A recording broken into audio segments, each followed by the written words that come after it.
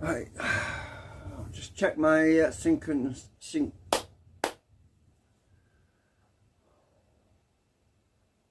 just want to make sure my audio is in sync, because sometimes it isn't. I figured it out why, actually.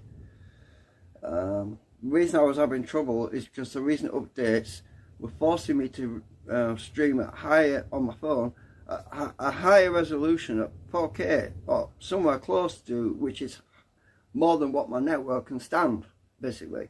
So the audio was getting out of sync, but by streaming at a lower resolution, it seems to be okay, hopefully.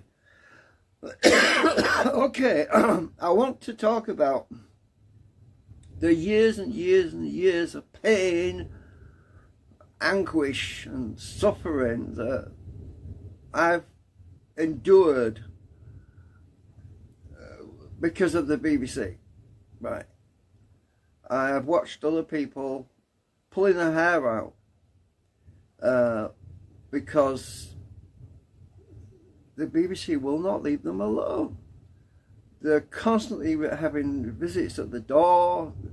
They're having threatening letters. Oh, we're going to take you to court. We're going to fine you thousands of pounds. And the last straw was when I watched 9/11. Was when the Twin Towers came down, and I saw a report about Building 7 collapsing, which was 20 minutes before it actually collapsed. And I thought, what the hell are they talking about? They're reporting stuff that hasn't even happened yet. And that was pretty much around, that was 9/11 anyway. But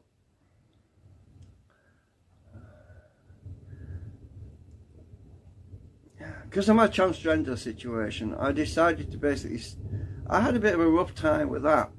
And I started a new life, basically. I made the decision around the year 2000 that I was going to start off with a clean slate. You know, like you do, you want to start with a fresh, clean slate, because things were just...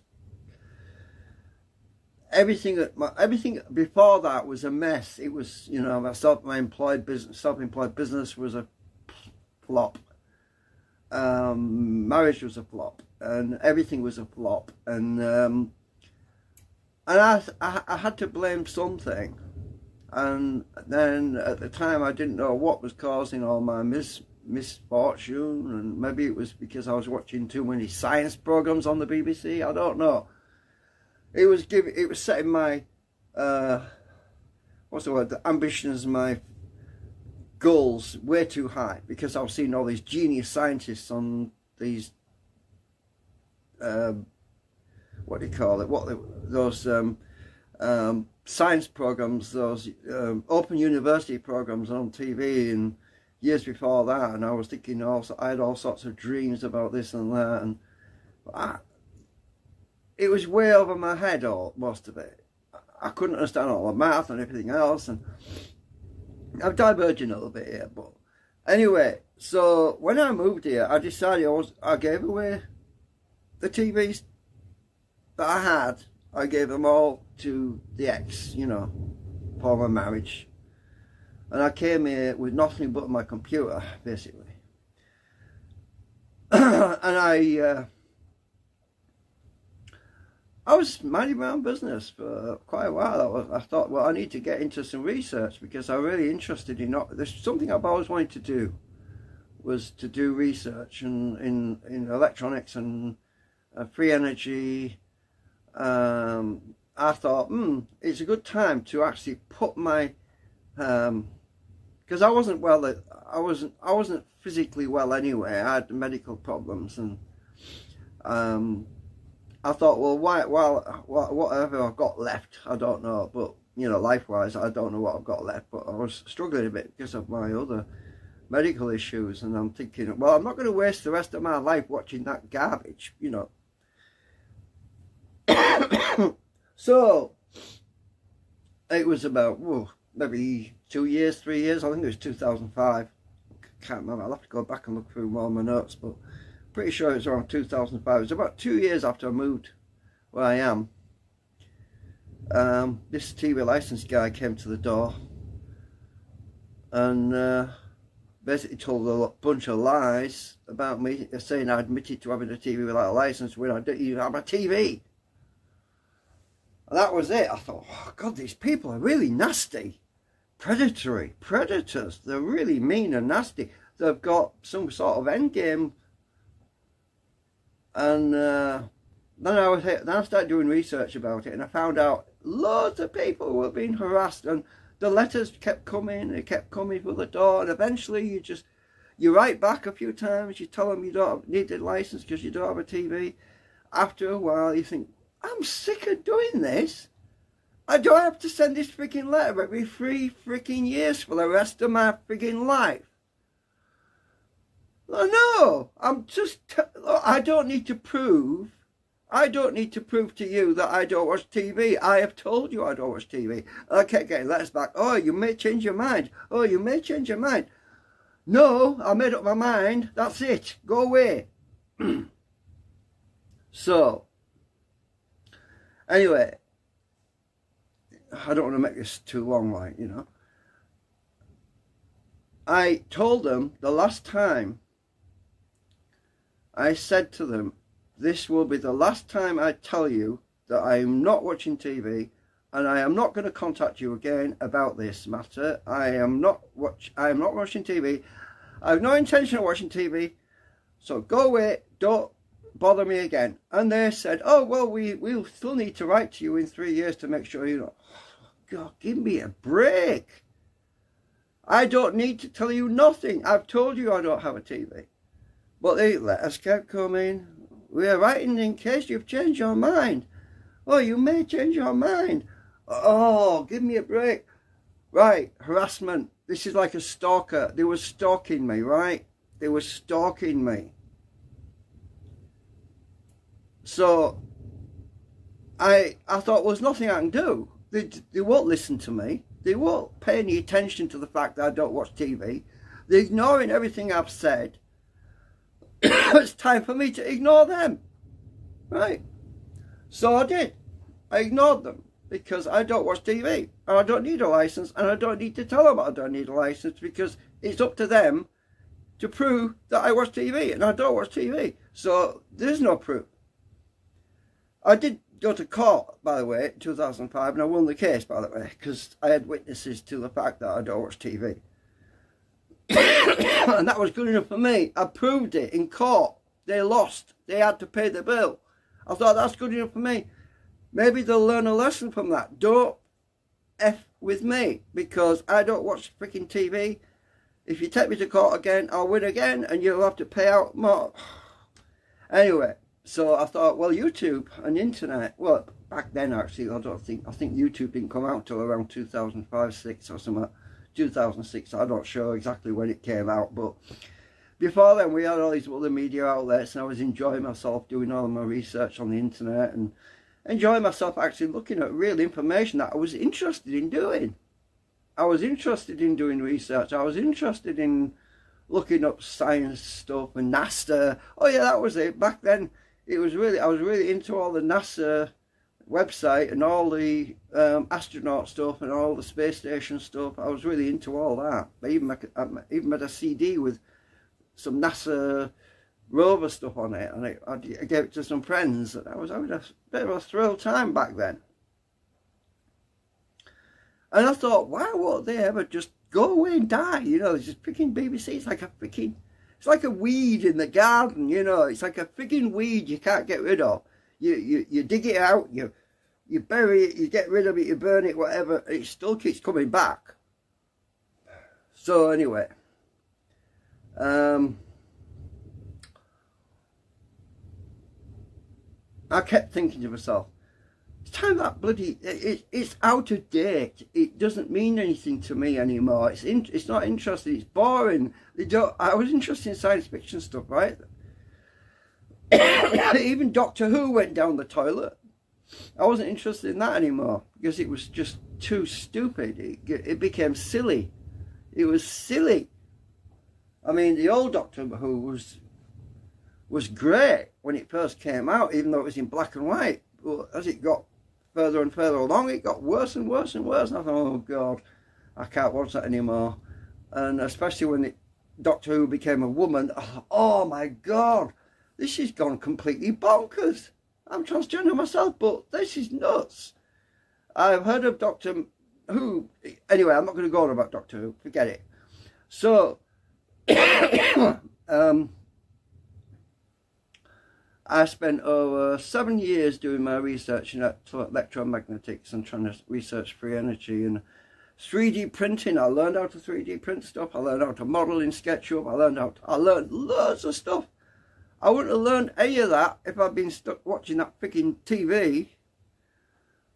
So, and I kept seeing things popping up on my YouTube feed about the freaking BBC license fee and all this. I thought, go away for God's sake. When is this old freaking dinosaur going to die? When is it going to go away for good?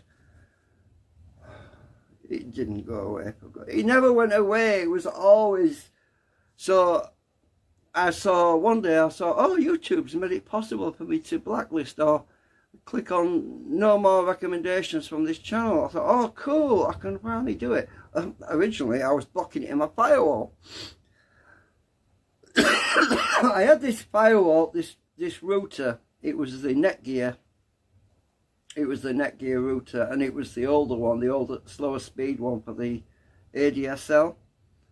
And I was able to block the BBC website on that. I could block URLs easy, completely blocked. No more, none of that possibly coming through my router or into my computer. I didn't want it. I kept having to look at ways to block it, but it would not go away. I called up my internet provider, my internet service provider, and actually rung them up on the phone. I says, can you block the BBC for me, please? Because and they said, yes, no problem. We can. You want it blocked? I says, yes, block it, please, because they keep harassing me and I don't want anything to do with them. So they blocked it. And then I was having trouble with my internet speed because I was on 4G using a 4G router.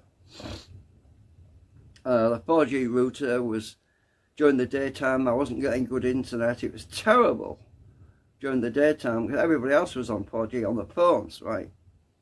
3G, 4G, whatever.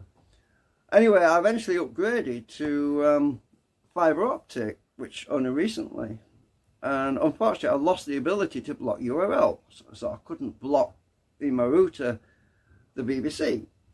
So I had to do some research. And I found a command that you can install in Linux. I found a command that you can put in your Linux to block directly in your firewall any websites you want. So I did that. Excuse me, I'm getting a sore throat, coughing and all that. So my asthma's playing up. I can't talk much without. So anyway, long story short, I blocked the BBC. Finally, in my Linux systems, both my computers are blocked and phone as well. And I thought, thank God.